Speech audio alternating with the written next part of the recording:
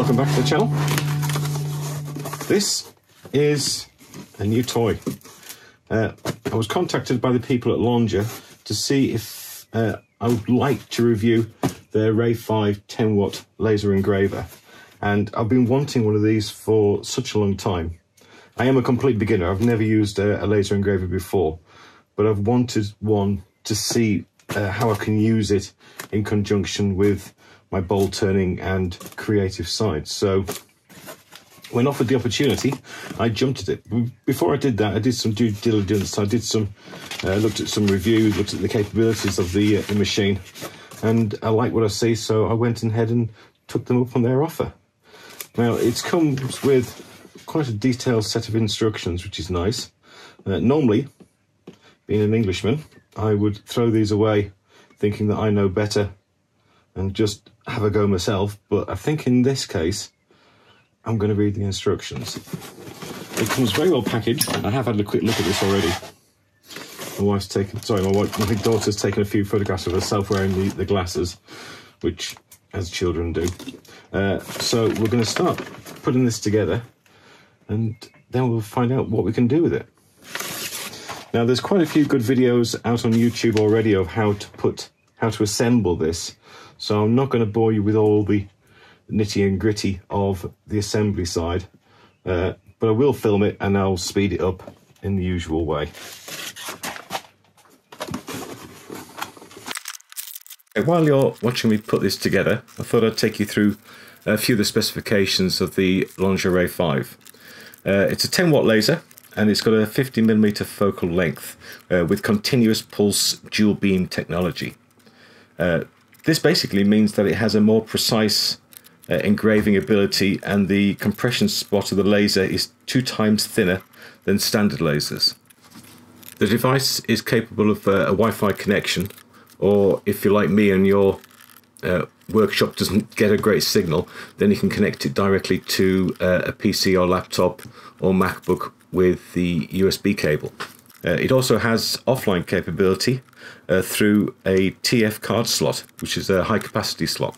The machine also comes installed with a 3.5-inch touchscreen display, which makes offline operation nice and easy. One of the best features of this machine, which I absolutely love, is the large working area. It has a capacity of 400mm squared, so 40 centimeters squared, which is really quite a large area for a machine in the budget range. It does give you capability to make some nice large projects, as you'll hopefully see a little bit later on in the video. And of course, if you're dealing with machines like this, safety is very important. The machine comes with a flame detector, so if the machine detects any flames, it will sound a buzzer. It has a shift protection, so if it's knocked, it will automatically shut everything down. And motionless detector, so if anything crashes and the machine is motionless for over 15 seconds, it automatically turns off the laser. Okay, looks like I'm just about done, so I'll hand you back. Right, we managed to get it all put together. A couple of mistakes along the way, but that was my fault more than anything else. One thing I was impressed with, though, is that all the instructions had different steps on, and for each step there's a little bag like this with the appropriate screws, and that made life very, very easy, because often you get a great big bunch of screws and you're trying to put the wrong length into the wrong hole, so that was a nice touch. Okay, initially I put it on a wooden base with a couple of notches in the side so I could return it to the same place each time. And my initial idea was to burn an outline on this board so I could align things when I was getting things ready to etch or cut out. But then after a bit more research, I realised that it's probably going to be best long term if I got myself an aluminium, like a honeycomb base. This helps the laser pierce through wood, speeds up the burning process. So as hopefully I'm going to be using this quite a lot, I thought it was a reasonable investment to make. Right, now the machine itself comes with a little USB stick, and it's got a micro SD card on there, and on there are full video instructions on how to build the machine. Also there's a few files that you can load on and navigate to with the 3.5-inch touch screen here, which is very, very nice. But also on there there are two pieces of software that you can use to control the machine. One is Laser GRBL, which is a free-to-use software. The other is Lightburn, which gives you a 30-day license, and if you like it, then you can pay to keep it forever. I've personally gone for the Lightburn software because the features it has are far more in tune to what I want this machine to be able to do. It gives me an awful lot more control, and it allows me to make different cuts from the same pattern, as opposed to having to keep on updating the pattern to do different cuts with. It allows me to create layers, as it were. So some lines are cut at certain speeds, some lines you use as a fill, some lines you use to cut. So you'll get the idea. Once you start this thing, once you get into it, then you'll realise what I'm kind of talking about. I'm still very, very new to this, and I'm still learning as I'm going along, but it's been an interesting process so far. So anyway, one thing I have noticed is that one of the important steps at the start when you're wanting to etch or cut something is to get an idea of what that material is like to etch or cut with. So with the Lightburn software, there is a small program you can run which does a test pattern on the piece, so you can get an idea of what you have to run it at to get the desired effect. I'll show it a minute. I'll just bring up the pattern. It's called a material test. So before you run any test or before you do any cut, there's a button on here called frame, and what that does, it shows you where the laser is going to cut. So if we click on that,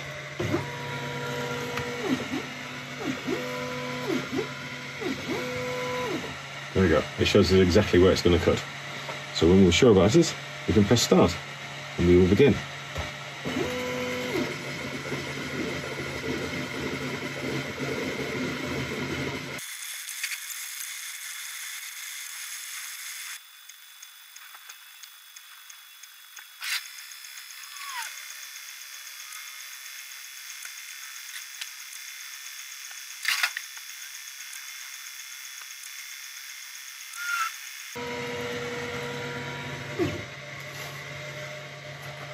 And there we have. That's our test pattern cut out. And what we've got on here is the speed the head was moving at in millimeters per minute. So we start at 600 and go up to 18,000. And here we have the power for the laser. So we're starting at 10%, going up all the way to 100%. So as you can see there, going at 600 millimeters per minute at 100% power, we managed to cut a little hole all the way through. And this is on 2mm ply, so I've got a constant record of it. I'll just write on here.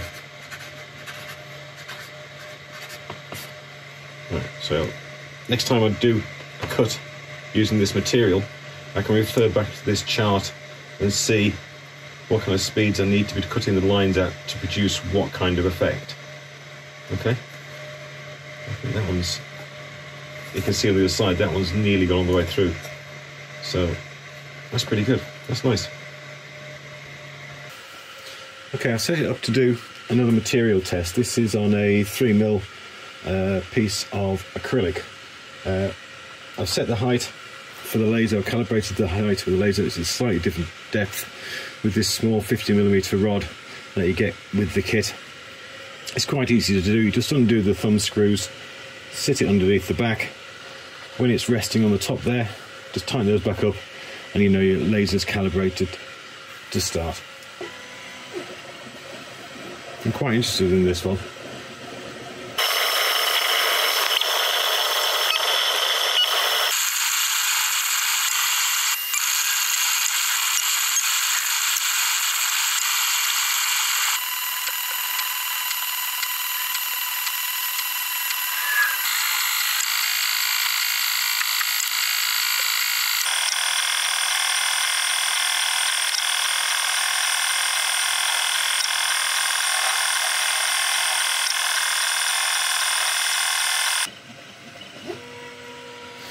There we go. Try and get in the right light so you can see it. That's quite an interesting etch. I shall keep that handy for future use. Sorry, for future use. Right, I'm just going to try one last etch test. This is with a piece of MDF, the same diameter as the acrylic.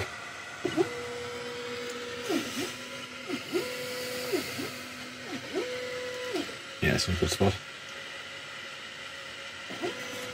If you've worked with wood at all, you know that all wood isn't the same. You can have two pieces of board from the same batch and they'll perform quite differently. So the more constant the material, i.e. acrylic, the more constant your effect will be. So I'm just want to try MDF because MDF board is generally quite consistent as opposed to a wood board which can have quite a few inconsistencies. Right, the MDF seems to have trouble writing at that speed on board, so I'm just going to stop it for a second.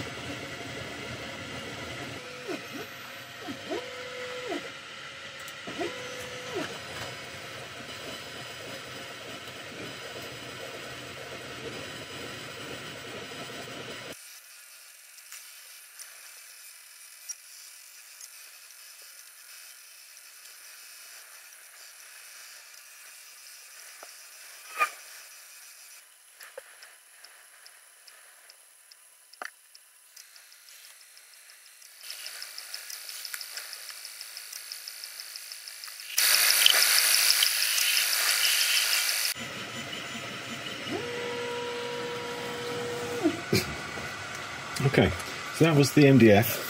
If we look at the differences between that and the plywood, it's fairly similar. We didn't get the blow through the complete hole in the MDF, but it is a millimetre thicker, and MDF is a lot more dense than normal wood board. So what am I going to do with a machine like this? Well, the space in my workshop is limited, and anything in here has to kind of earn its way. So let's start looking at a few ways that this machine can start paying for itself. Okay, first test. This is a piece of 2mm plywood, which is exactly the same that's on there, and I'm going to make a bowl out of it. Well, I'm going to try and make a bowl out of it. I've done a drawing on Adobe Illustrator, which I hope will cut out neatly and be able to turn into a bowl. So I framed it, I've got the settings correct, I think, and we'll start.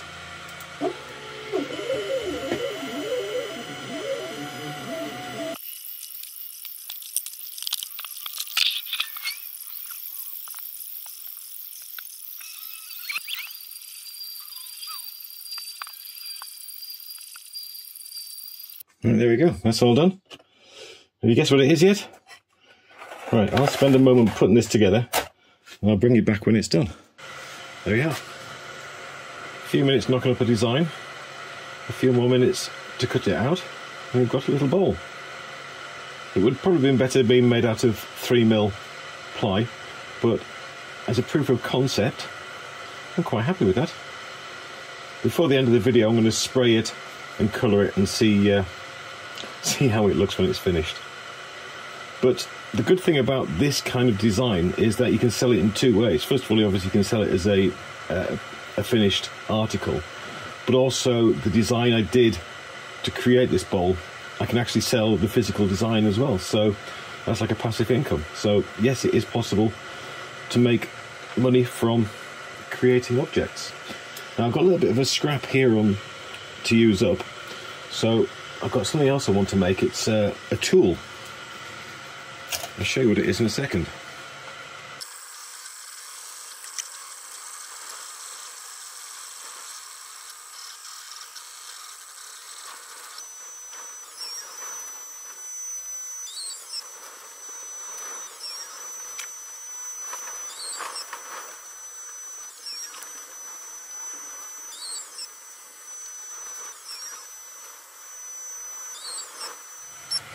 Okay, that didn't take long. Just take this out. Right, you may be wondering what this is. Well, it's slightly embarrassing, but for quite a long time now, these have been my gauges for setting up my bench grinder to the right angle. That's my bowl gouge, and that's my skew. So I've made up one of these with the correct angles for my 40-degree bowl gouge and my 22.5-degree skew chisels. This arc, this radius here, is specifically made for my 150mm or 6-inch wheel. Okay, so I can throw away those and use something proper. There is another quick tool I want to make, which might just fit in that last scrap. I'll just bring it up and see. See if you can guess what this one is.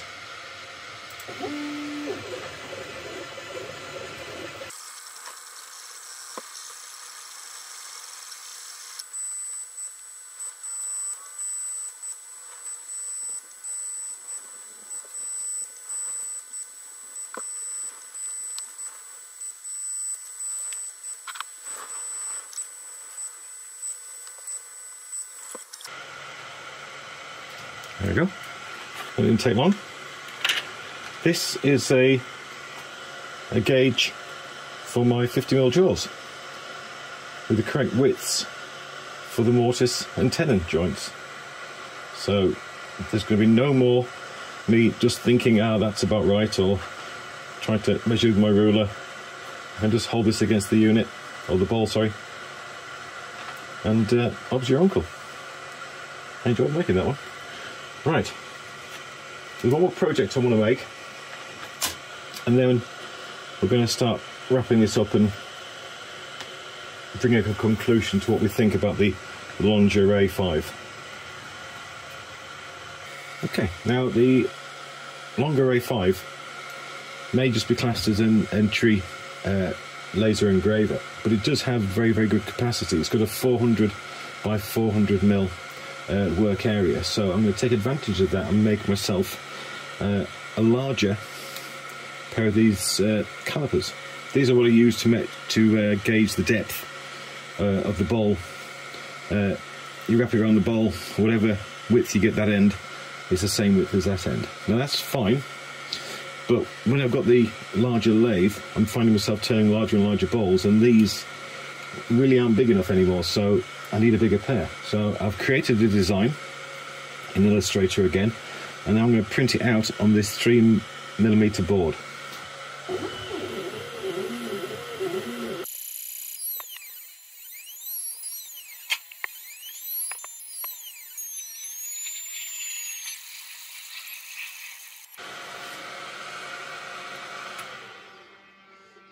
Okay, that seems to have gone okay.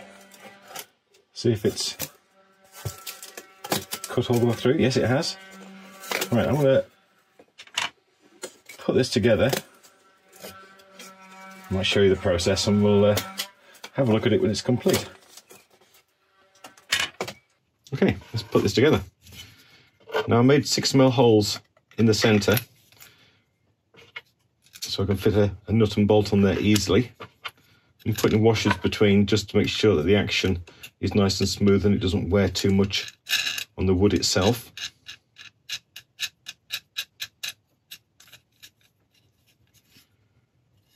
Now the clever bit, in my opinion, is these two holes are cut on the ends of these joining pieces. The reason I put those holes in there was to allow me to put a small pin nail through. So when I'm gluing these together, it makes it very easy to align. The reason I didn't cut it all out in one go was so I could actually make it larger than the actual piece of wood I was using. Now, normally I would fix these with wood glue, but for speed now we're just going to use a little bit of CA.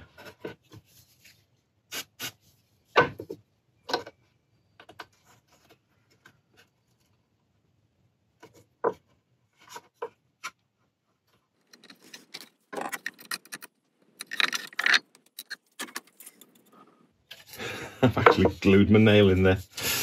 Oh, you silly person.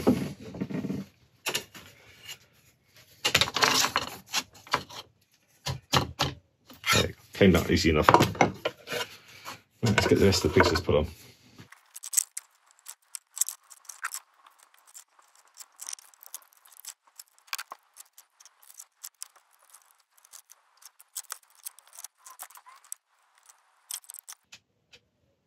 And there we have. And there we have it. A slightly bigger pair of calipers. That's going to make life so much easier. Right, I do have another set that I cut out. And I'm quite happy to send these to anybody out there who can come up with a great idea for a project I can do with a longer Ray5. So get your thinking caps on, put the comments in the section below, and after a week or two I'll pick which I feel is the best idea and I'll send you this. Okay, what can we say about the longer Ray5? The best way I can talk about this product is in terms of its abilities and what it means for me. I'm not an experienced laser user, so to go into the in-depth details about the type of laser that it is, the speeds it travels, its capabilities and that side, well, it doesn't mean much to me and I can't really speak with conviction on it. But there are many other good laser engraver specialists out there who are doing reviews on this laser and loving it. But what I can talk about is how it will affect my creative side. So first of all, materials. We know it will etch and cut various different materials. The machine itself will cut up to 20 millimeters hardwood, and it'll cut for 30 millimeters acrylic. So that's great. That gives me lots of possibilities for inlays and design work in wooden bowls. It also opens up a whole new branch of creative ideas and selling opportunities, making patterns like this, which can be turned into bowls. I can sell the bowls themselves, or I can sell the design.